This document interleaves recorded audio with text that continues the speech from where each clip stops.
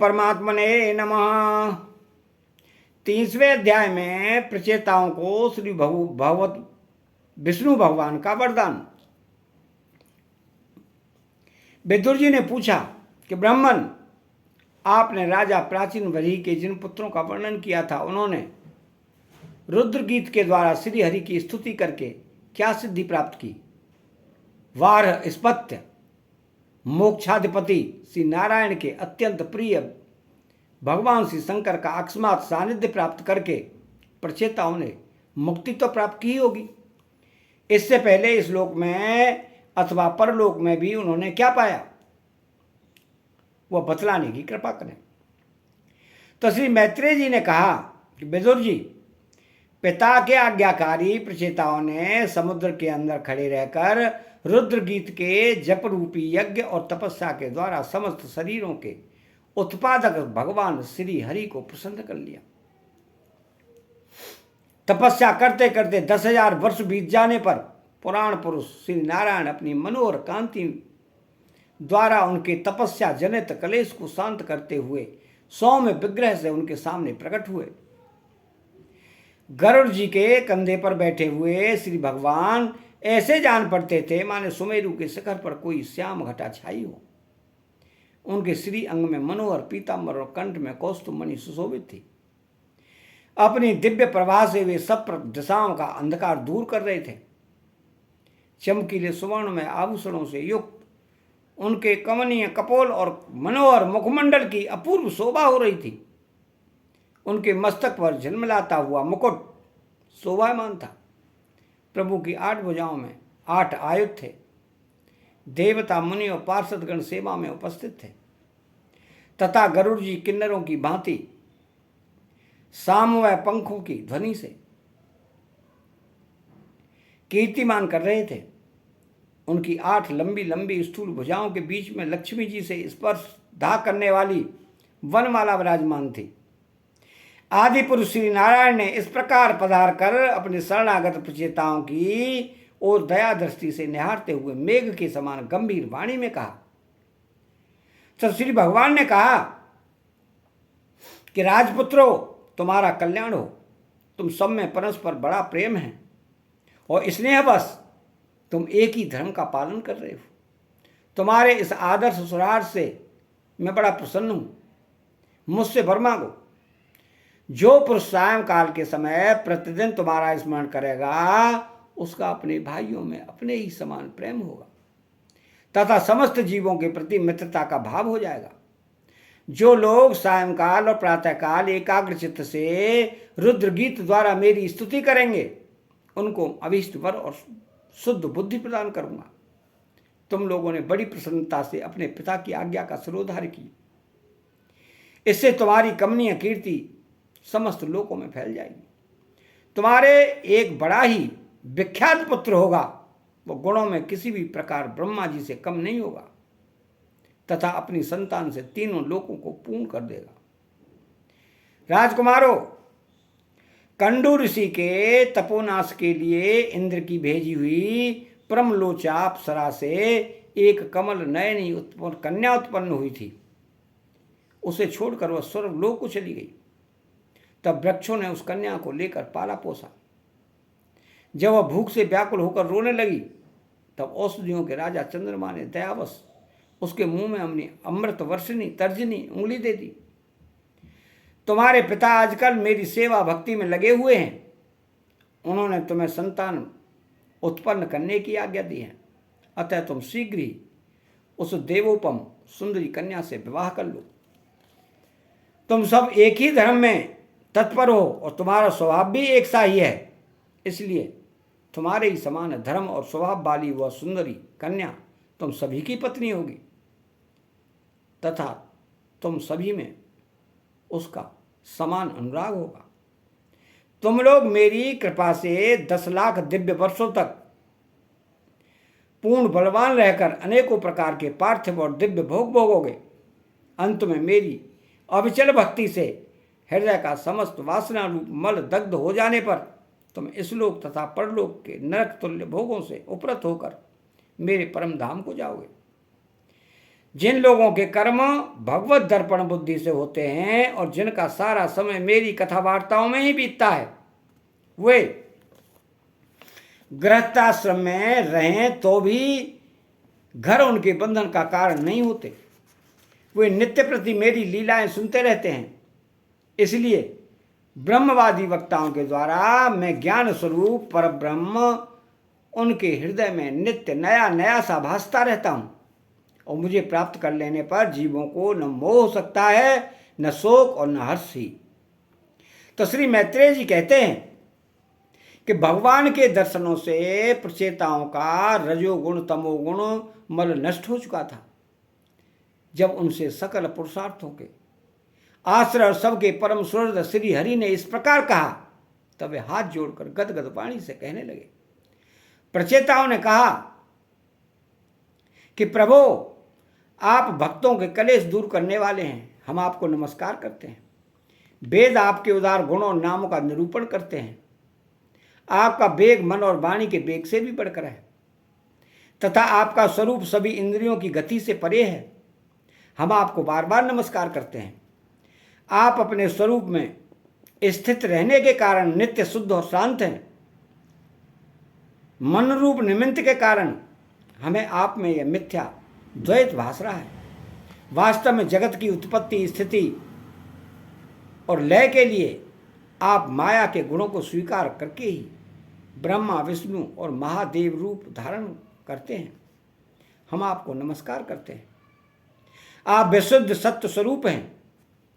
आपका ज्ञान संसार बंधन को दूर कर देता है। आप ही समस्त भागवतों के प्रभु वसुदेव नंदन भगवान श्री कृष्ण हैं। आपको नमस्कार है। आपकी ही नाभि से ब्रह्मांड रूप कमल प्रकट हुआ था। आपके कंठ में कमल कुसुमों की माला सुशोभित है तथा आपके चरण कमल के समान कोमल है। कमल नयन, आपको नमस्कार है। आप कमल कुसुम की केसर के समान स्वच्छ पीतांबर धारण किए हुए हैं।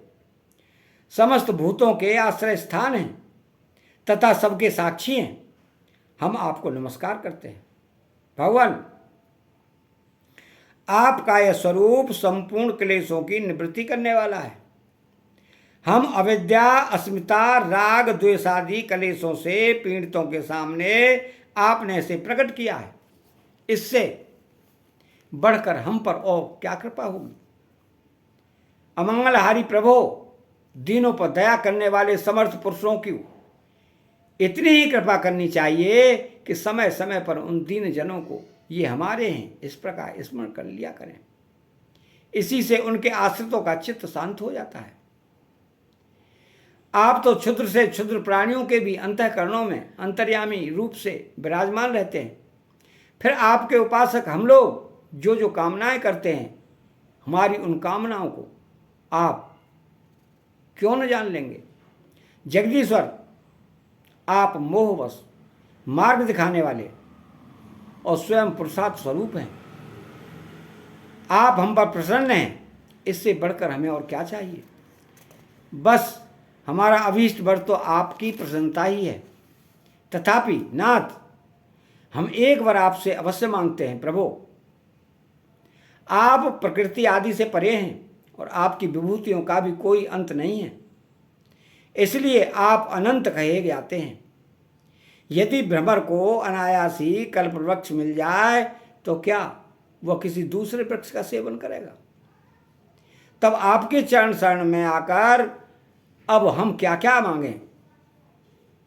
हम आपसे केवल यही मांगते हैं कि जब तक आपकी माया से मोहित होकर हम अपने कर्मानुसार संसार में भ्रमते रहें, तब तक जन्म जन्म में हमें आपके प्रेमी भक्तों का संग प्राप्त होता रहे। हम तो भगवत भक्तों के क्षण भर के संग के सामने स्वर्ग और मोक्ष को भी कुछ नहीं समझते। फिर मानवीय भोगों की तो बात ही क्या है। भगवत भक्तों के समाज में सदा सर्वदा भगवान की मधुर मधुर कथाएं होती रहती हैं, जिनके श्रवण मात्र से भोग तृष्णा शांत हो जाती है। वहां प्राणियों में किसी प्रकार का वैर विरोध या उद्वेग नहीं हो रहता। अच्छे अच्छे कथा प्रसंगों द्वारा निष्काम भाव से सन्यासियों के एकमात्र आश्रय साक्षात श्री नारायण देव का बार बार गुणगान होता रहता है। आपके वे भक्तजन तीर्थों को पवित्र करने के उद्देश्य से पृथ्वी पर पैदल ही विचरते रहते हैं। भला उनका समागम संसार से भयभीत हुए पुरुषों को कैसे रुचकर न होगा। भगवान आपके प्रिय सखा भगवान शंकर के क्षण भर के समागम से ही आज हमें आपका साक्षात दर्शन प्राप्त हुआ है। आप जन्म मरण रूप दुसाध्य रोग के श्रेष्ठतम वैद्य हैं। अतः अब हमने आपका ही आश्रय लिया है। प्रभु, हमने समाहित चित्त से जो कुछ अध्ययन किया है, निरंतर सेवा शुश्रूषा करके गुरु और वृद्धजनों को प्रसन्न किया है तथा दोष बुद्धि त्याग कर श्रेष्ठ पुरुष सुहृदगण बंधुवर्ग एवं समस्त प्राणियों की वंदना की है और अन्नादि को त्याग कर दीर्घ काल तक जल में खड़े रहकर तपस्या की है, वह आप सर्वव्यापक पुरुषोत्तम के संतोष का कारण हो, यही वर मांगते हैं। स्वामिन, आपकी महिमा का पार न पाकर भी स्वयं मनु स्वयं ब्रह्मा जी भगवान शंकर तथा तप और ज्ञान से शुद्धि चित्र हुए अन्य पुरुष निरंतर आपकी स्तुति करते रहते हैं। अतः हम भी अपनी बुद्धि के अनुसार आपका यशोगान करते हैं। आप सर्वत्र समान शुद्ध स्वरूप और परम पुरुष हैं। आप सत्व मूर्ति भगवान वासुदेव को हम नमस्कार करते हैं।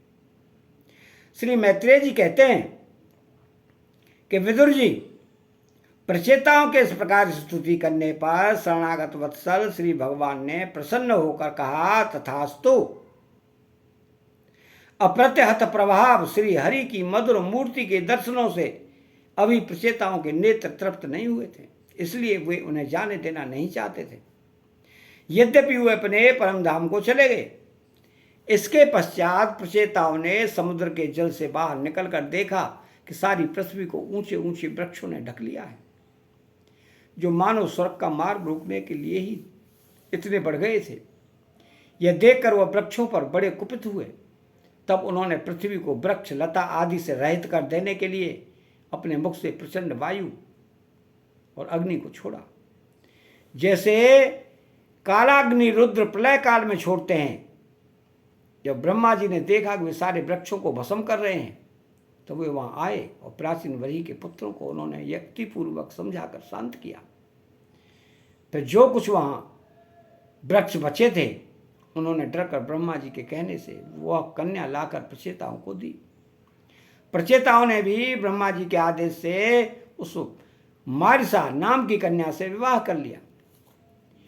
इसी के गर्भ से ब्रह्मा जी के पुत्र दक्ष ने श्री महादेव जी की अवज्ञा के कारण अपना पूर्व शरीर त्याग कर जन्म लिया।